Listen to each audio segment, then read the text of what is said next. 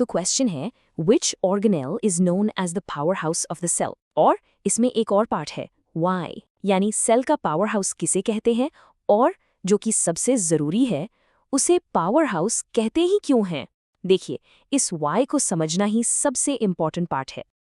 इसको ना एक सिंपल से एग्जाम्पल से समझो। मान लीजिए एक पूरा शहर है। उस शहर को चलने के लिए क्या चाहिए? Energy, right? फैक्ट्रीज के लिए, घरों में लाइट्स के लिए, हर चीज के लिए। और ये सारी एनर्जी आती कहाँ से है? एक पावर हाउस से। ठीक बिल्कुल ऐसे ही हमारी बॉडी का हर एक सेल, उसको भी जिंदा रहने और अपने सारे काम करने के लिए लगातार एनर्जी चाहिए। तो अब सवाल यही उठता है कि सेल के अंदर ये पावर हाउस है कहाँ? तो आखिर सेल का वो पावर हाउस है क्या? ऐसा कौन सा पार्ट है सेल के अंदर जो इतना ज़रूरी, इतना इम्पॉर्टेंट एनर्जी मेकिंग प्रोसेस को हैंडल करता है? चलिए इसका जवाब देखते हैं।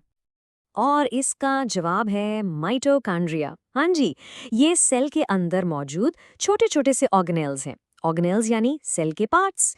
इनका काम है सेल की ज्यादातर केमिकल एनर्जी को बनाना। और इस एनर्जी का एक स्पेशल नाम भी है, एटीपी, यानी एडिनोसिन ट्राइफॉस्फेट। तो इसलिए ये बात बिल्कुल क्लियर है कि माइटोकॉन्ड्रिया ही सेल के असली पावर हाउस है। अब देखिए, माइटोकॉन्ड्रिया का स्ट्रक्चर बहुत ही स्पेशल होता है, जैसा कि आप इस डायग्राम में ऑब्जर्व कर सकते हैं। इसकी एक आउटर मेम्ब्रेन है और एक इनर मेम्ब्रेन है। अब यहाँ ध्यान से देखिए, जो इनर मेम्ब्रेन है वो अंदर की तरफ फोल्डेड है। इन्हीं खास फोल्ड्स को हम क्रिस्टे कहते हैं। पता है ये फोल्ड्स क्यों हैं? ये फोल्ड्स सरफेस एरिया को इंक्रीज कर देते हैं, जिससे एनर्जी प्रोडक्शन का जो पूरा प्रोसेस है वो और भी ज़्यादा एफिशिएंट हो जाता है।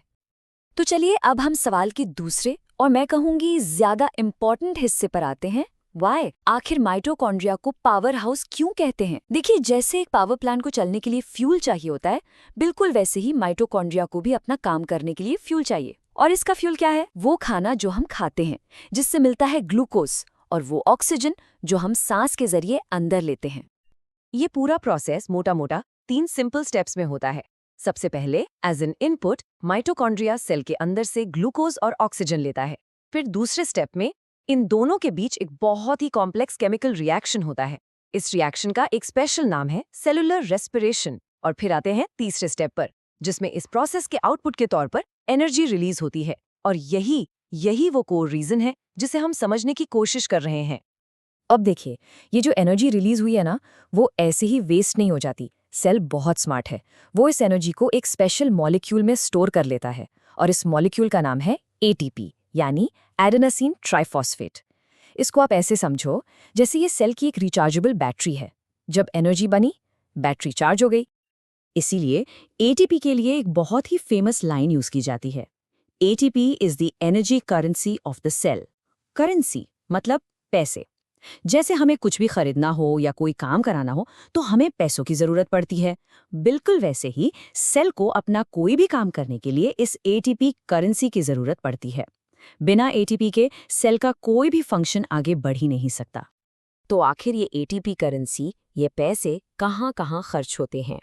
वेल, सेल के अंदर नए केमिकल कंपाउंड्स बनाने में, या फिर मैकेनिकल वर्क जैसे कि मसल्स का कॉन्ट्रैक्शन, या सेल मेम्ब्रेन के अक्रॉस सब्सटेंसेस को ट्रांसपोर्ट करने में। और हाँ, सेल की ग्रोथ और डिवीजन जैसे सबसे इम्पॉर्टेंट लाइफ प्रोसेसेस में भी। बेसिकली सेल के हर काम में एटीपी खर्च होता है।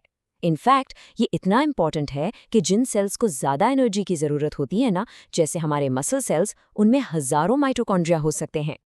तो चलिए अब सारी बातों को एक साथ जोड़ते हैं और फाइनल कंक्लूजन निकालते हैं।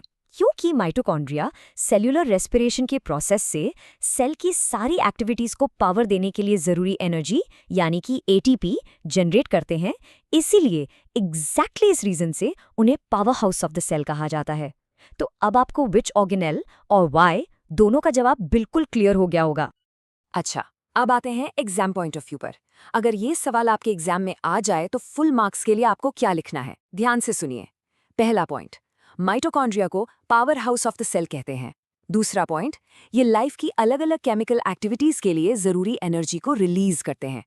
तीसरा पॉइंट, माइटोकॉन्ड्रिया ये एनर्जी एटीपी मॉलिक्यूल्स के फॉर्म में रिलीज करते हैं। और चौथा और बहुत इंपॉर्टेंट पॉइंट, एटीपी को सेल की एनर्जी करेंसी भी कहते हैं। बस ये 4 पॉइंट्स लिख देंगे तो आपका आंसर एकदम कंप्लीट हो जाएगा। वी होप आपको वीडियो अच्छा लगा होगा और क्वेश्चन से रिलेटेड कॉन्सेप्ट्स क्रिस्टल क्लियर हो गए होंगे। Will see you in next video.